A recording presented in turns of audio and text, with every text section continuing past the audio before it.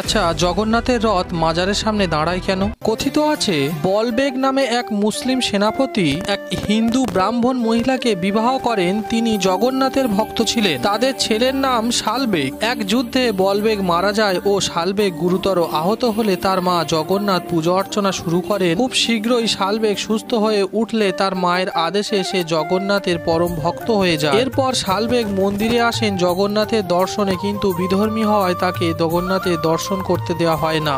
শালবেগ মন্দির থেকে 200 মিটার দূরে একটি কুঁড়ে ঘর তৈরি করেন। বর্তমানে এটি একটি মাজার। কারণ তিনি জানতেন রথযাত্রার দিন জগন্নাথকে মন্দিরের বাইরে নিয়ে আসা যায়, তখনই একমাত্র জগন্নাথের দর্শন সম্ভব। একবার রথযাত্রার ঠিক আগে শালবেগের কুঁড়ে ঘরে ফিরতে দেরি হচ্ছিল। তিনি করুণভাবে প্রভুকে স্মরণ করেন। প্রভু তাকে স্বপ্ন দেন শালবেগের জন্য প্রভু অপেক্ষা করবেন। রথ শালবেগের কুঁড়ে ঘরের সামনে গিয়ে দাঁড়িয়ে পড়ে। শত টানাটানির পরেও রথ একটুও নড়ল না। অবশেষে 7 দিন মতান্তরে 9 দিন পর শালবেগ ঘরে ফিরে এলে প্রভু দর্শন করার পর তার দেহ ত্যাগ করে। এরপর থেকে প্রতি বছর রথযাত্রার সময় রথ শালবেগের কুঁড়ে ঘরের সামনে একটুক্ষণের জন্য হলেও দাঁড়ায়।